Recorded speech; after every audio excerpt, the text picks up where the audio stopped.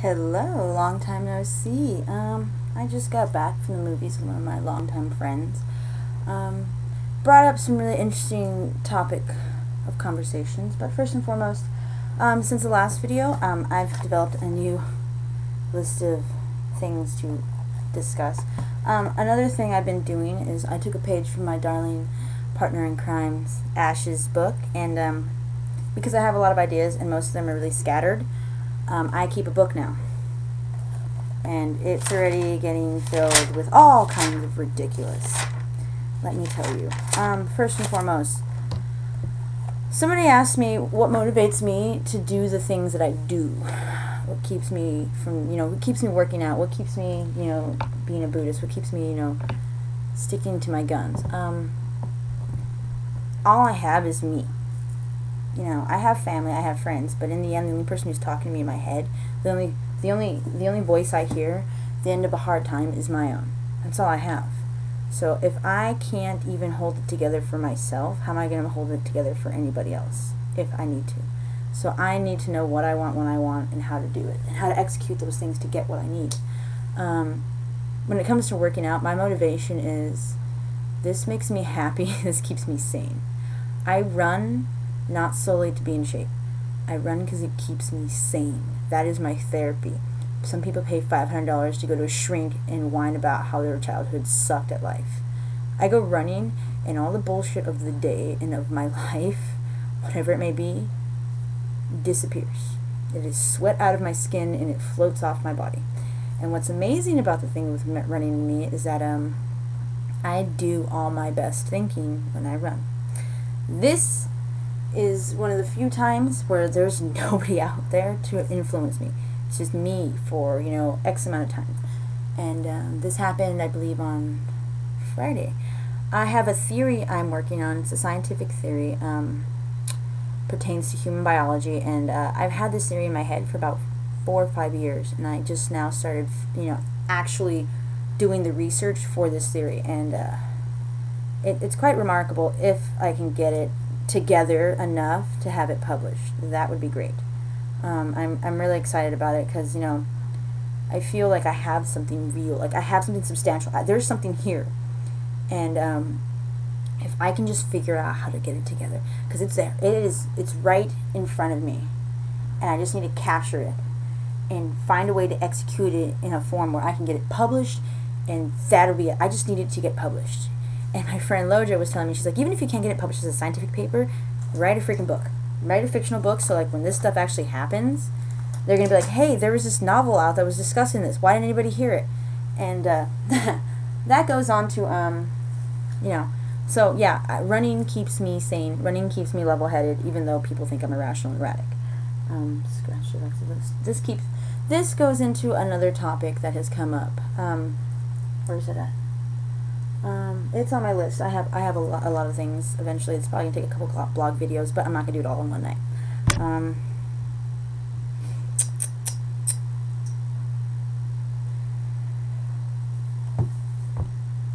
Not when the voice of reason speaks to you, whatever form it comes in, it's probably a good idea to listen to it, because it's probably telling you these things for a reason. And what's so sad and so ironic about when you hear things that are pertinent to your life is they're usually from a source that you don't want it coming from. It's usually from the last person who should be telling you these things.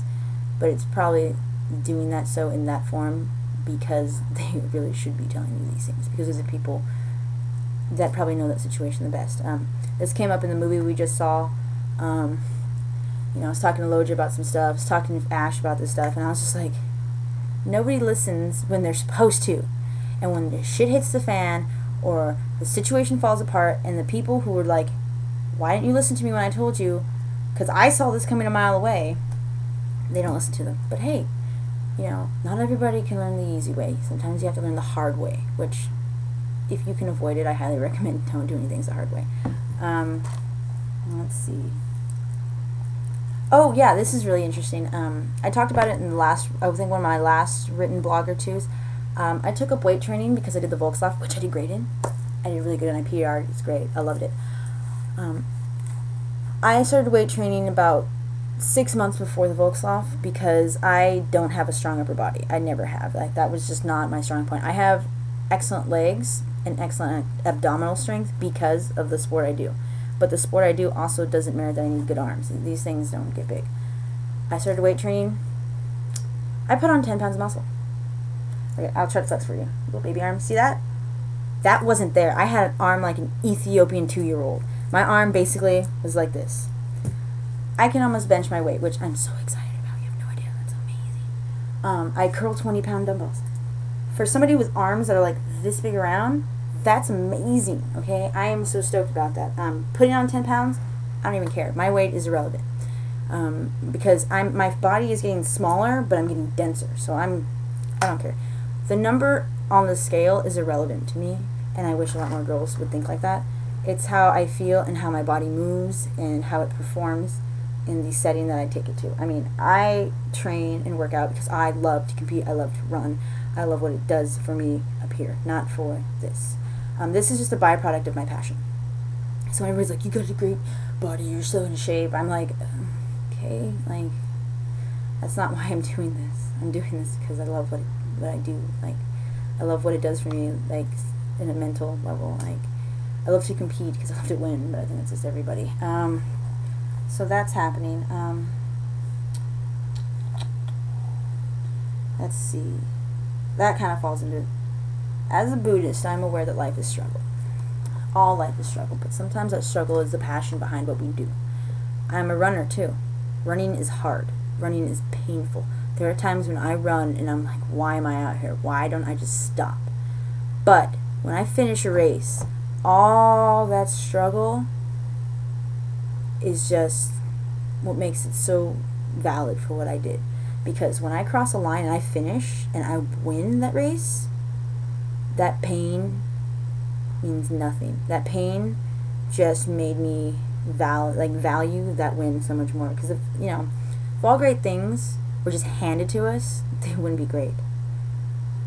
All things beautiful, all things worth having, you have to suffer for, because they make you appreciate what you have. I wasn't always a runner. I had to work for it.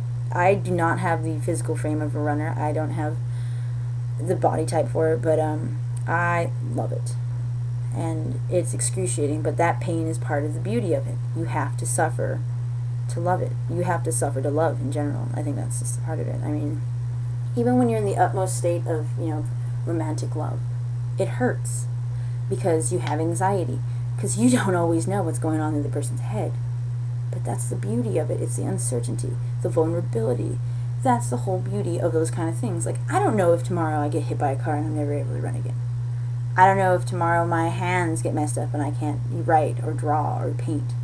I don't know if tomorrow I go blind. I don't know these things. These are the uncertainties. But I know right now I'm able to do this, and I'm able to look upon things that are so beautiful and appreciate them and know that they are enhancing my life.